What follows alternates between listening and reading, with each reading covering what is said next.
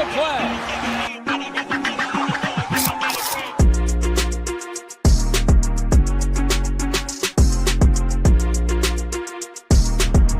We're going to be talking basketball.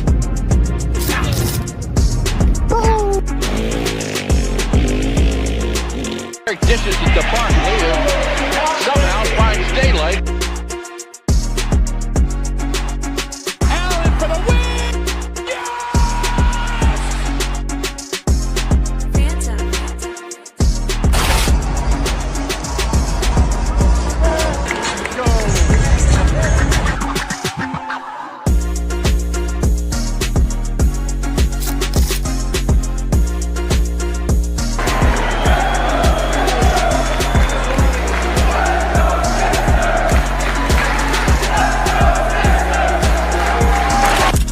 You are now listening to the 302 Birds Sixers postgame show with Dennis and KJ McCoy, proudly powered by TickPick. Let's take it to the show. What is going on, ladies and gentlemen? I'm not KJ. I'm not Dennis. My name is Jesse Sharon. Welcome to the Sixers. I almost said Phillies.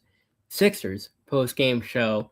Beautiful morning here in Montgomery County after a blizzard of epic proportions last night.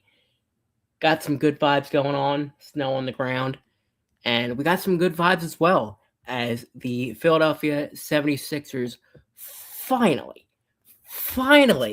get a freaking W, beating the Timberwolves 135-108.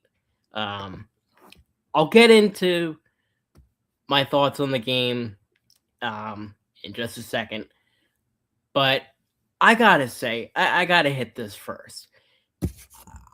I'm happy that they got the win. I'm very happy because we needed this one. We've lost 4 or 5 straight. Hey Todd, how we doing? But Dalton in the house as well. But they've lost a couple in a row, right? But all of this, I feel like, is due to Daryl Morey. We haven't done a show in a little bit. They had a bunch of road games out west. Appreciate you, Dalt.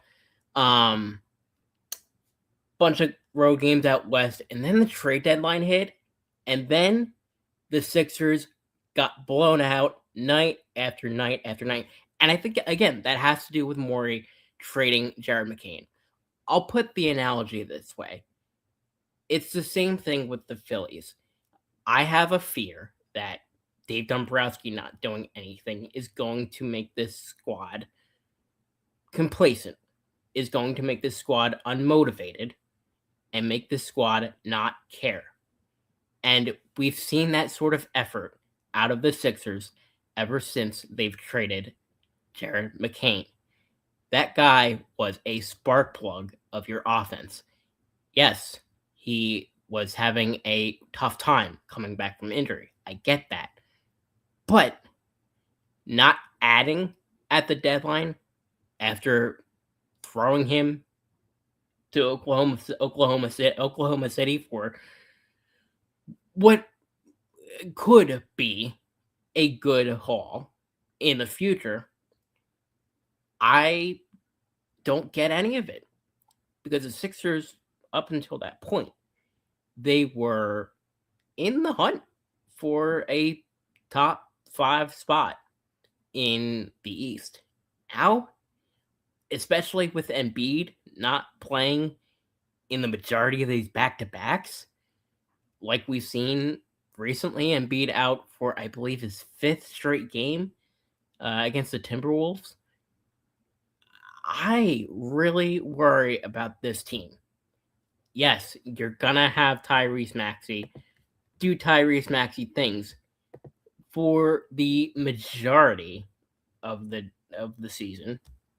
But I think it is an absolute disgrace that you are leaving Tyrese Maxey to try again, just like you did in Joel Embiid's heyday. You left him with a bum a bum, James Harden, and a bum roster. And look, I get relying on your stars, specifically Quentin Grimes. No, I like Quentin Grimes, man. I do. But that does not mean that he is your number one, or should be, your number one backup option. That, unfortunately, is what Daryl Morey's assessment for this squad has been. Because, listen, I am still not seeing the minutes from Adem Bona. I am not seeing the minutes from Andre Drummond, although he did lead the team in rebounds last night with 9 of them. I just don't know who you're going to give the ball to when guys like Tyrese Maxey are not showing up. Now listen, at the same time, I think that VJ Edgecombe is a great player, and I think that he can help, and he has helped in a huge way, but you are putting way too much pressure on this kid to become the next superstar. I think it is honestly ridiculous. I don't know where this team goes from here, but that being said, the Sixers win against the Timberwolves was a good start. And we'll start with Grimes. I've been talking crap about Grimes, but he had a good game against the Timberwolves. We've been urging Grimes to be more aggressive in terms of scoring. Because I think a lot of these Sixers talkheads have been mentioning his aspect of the game when he's blowing up on offense. It opens up the floor for everybody else. After knocking down a couple of threes early on, he put the ball on the floor and finally found Bona a couple of times, the baseline for dunks, and he was running the pick and roll from the perimeter in an effort to get, others involved. I think it was an offensive engine for the Sixers all night. And you're going to need that. But at the same time, I don't know that you're going to get that on a consistent basis. Now, it was huge. It was huge. It was especially it was huge to, keep pace in the East. I believe right now, let me double check, but I believe they're still kind of in the hunt, for a top spot in the Eastern Conference. Yeah, they're 6. So that over the last couple games, because of this ridiculous losing streak, they dropped a couple of spots, if I remember correctly. And I think deservingly so. If you're going to get blown out by the Pelicans on Saturday, losing by 10 to the Hawks, losing in blowout fashion to the Knicks is awful. I get that they're our rival. I get they're good. But you always want to beat the Knicks. They did find a lot of good looks for 3, especially Grimes. Shout out Freddie, man. Me and him, it's in the works to do some Phillies post-game shows. So stay tuned for that. 302 crew. The Magic are they are in the same boat as the Sixers right now. They are a game under us. Now, the Magic, I don't know if I necessarily, like where the Magic are at. I think those guys are a certified play-in team, if I'm being completely honest with you. But I don't know. I don't like where the Sixers are trending, uh, especially because you have teams like the Celtics, Knicks, and Cavs adding at the deadline. The Cavs brought in old friend James Harden, who's actually, I think he's actually having a decent year. The Celtics are getting Tatum back. You know that how dangerous he is when he's on the floor.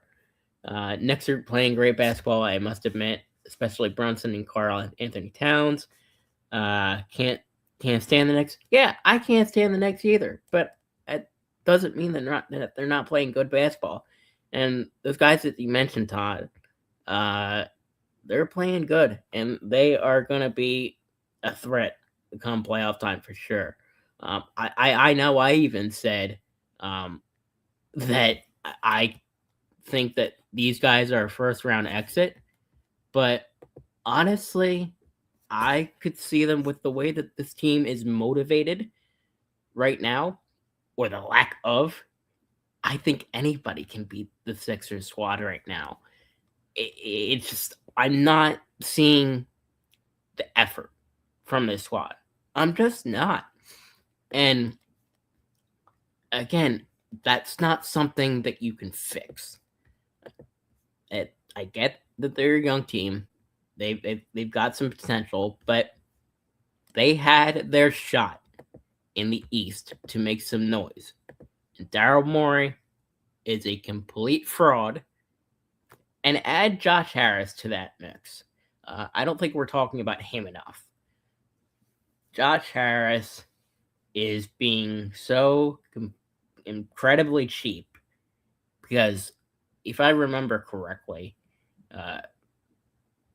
Daryl Morey said something along the lines of he had a conversation with Josh Harris, and they were talking about how much they were going to push their chips onto the table. And it sounded like Josh Harris was not willing to go for it. And I think that's a disgrace, especially in the city of Philadelphia. You always want a winner. We want a winner, and we want a team that cares. And it just doesn't look like this team cares at all, or this management cares at all. Because, listen, you still have guys like Maxey that are putting up 30 a night. When Joel is healthy, he's putting up 20 a night. You have VJ Eshcom that is a monster in the paint. Drummond, he'll give you a bunch of rebounds a night. So you have the pieces still. There is just another level that you could have gone. And instead of that, you trade pieces away for picks that you're probably going to do the same thing, if we're being completely honest with ourselves. They're going to draft a nice pick, and then they're going to end up trading the guy. He's going to ball out, and they're going to give you the same excuse. And it's going to be like all over again. It's going to be like the definition of insanity. Because this is not the first time, folks, that we have seen the Sixers ducking the luxury tax. We've seen it plenty of times. It's the whole reason why I believe Joel Embiid has not won a ring. They've gone and tried the secondary market once the trade deadline is over and tried to find budget value, to find to go dumpster diving and try to make it work. It's the same strategy like Dave Dombrowski's doing with the Phillies, and it has not worked. And I promise you, in this league, especially in the NBA, where you need multiple superstars to win, that is not going to help, and that is not going to win you an NBA championship. You are going to have guys like the Boston Celtics leapfrog you every single year because they have guys, they have owners that are willing to win. I don't know why they're like this. I really don't. Maybe Dombrowski and Maury are in cahoots. I don't get it. I don't get it. Listen, I don't know. You just gotta hope that I know. I know Josh Harris was convicted. Not convicted. He was caught being in the Epstein files. You just gotta hope that Josh Harris gets what he deserves for that sort of thing, and you gotta hope that Josh Harris atones for his sins of being on that stupid island. But yeah, and that's the other thing. The defense. Friday is spot on. It has always been a problem come playoff time. The third quarter Sixers struck again in the last couple of games. They had, a decent third quarter against the Timberwolves, outscoring the Timberwolves 26-20. And then they had a dominant fourth where they put up 40 as a team, 41 to be exact. But, let's just go back, to the next game, a couple of days ago. And I can almost guarantee you that the Sixers did not have a good third quarter.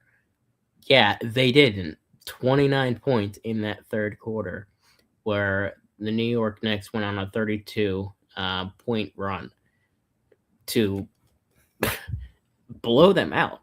I mean, that was a disgusting effort by the Philadelphia 76ers. 89-138 your final then. And it just goes to show that Tyrese Maxey, he needs backup. He put up 32 in that game. He did. But what did everybody else do? Your leading scorer outside of Tyrese Maxey, VJ with 14. Joel didn't play. You had Dominic Barlow, who is a nice player. I feel like if you're going to focus on making the bench what it is, you got to give Dominic Barlow some more minutes. I feel like he's your best piece. But over him and Grimes, I would take Barlow 100% of the time. So, I don't know. Shooting-wise, it is a problem when Maxey isn't showing up. Although I guess he did show up against the Knicks. I don't know. Actually, yeah, I don't know if I agree with this. I think that Tyrese Maxey can only do so much. You've lost that 3 ability, I feel like, when you traded away Jared McCain. That guy, again, before he got injured, that guy was on track to win Rookie of the Year, folks. And he came in injured and was building his way up. And the fact that you traded him for picks and didn't do anything after, that's the thing that bothers me. Because Daryl Morey even said that they were trying to. But that press conference, that was all over the place. But again, that's kind of what you expect. Just take it from James Harden a few years ago. He called Daryl Morey a liar, and he said that he couldn't be trusted and he would not play for a team that had a liar as his GM. And everybody cracked up at the time. Everybody clowned on James Harden because he wasn't playing well. He folded, in playoff time. I understand that. But at the same time, looking back, was James Harden right? He might have been, folks. He might have been. But drop that in the comments. Let me know your thoughts. That's going to wrap things up for today's show. It's going to be a little bit of a quicker one just because it's myself. But I don't know. I don't know where this team goes from here. Especially looking at the schedule coming up. It's going to be tough. Heat and the Celtics, they're coming up on Thursday and on Sunday. So, I don't know. And then the Spurs, the Jazz, another couple tough ones against the Hawks and the Seas, the Celtics. Or not the Celtics, the Cavaliers. So, I don't know, man. It's going to be tough. And you just got to hope that the rest of these teams lose. Got to hope that, the Knicks drop a couple of games. Got to hope the Celtics drop a couple of games. But I don't know. I really hope that this team doesn't fall to irrelevancy like the Flyers did. Because when these guys are on, they're fun. It's a fun squad. But they needed more help. And Daryl Morey completely misjudged the market and completely failed at his job yet again. So that's going to wrap things up for the Sixers post-game show. Shout out our sponsors, El Diablo's, TickPick, Next Pizza, all these guys. And subscribe to 302 Birds. Follow us on Instagram, Twitter, YouTube here. Subscribe, like, comment, all the things. But that's going to wrap things up today. I'm Jesse Sharon. Thank you for watching this edition of the Sixers postgame show. And as always, God bless. And go Sixers. 104, 7 seconds to play.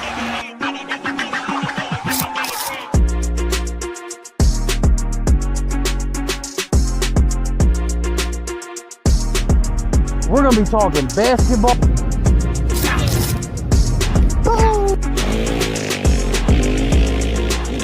Dishes to the park later.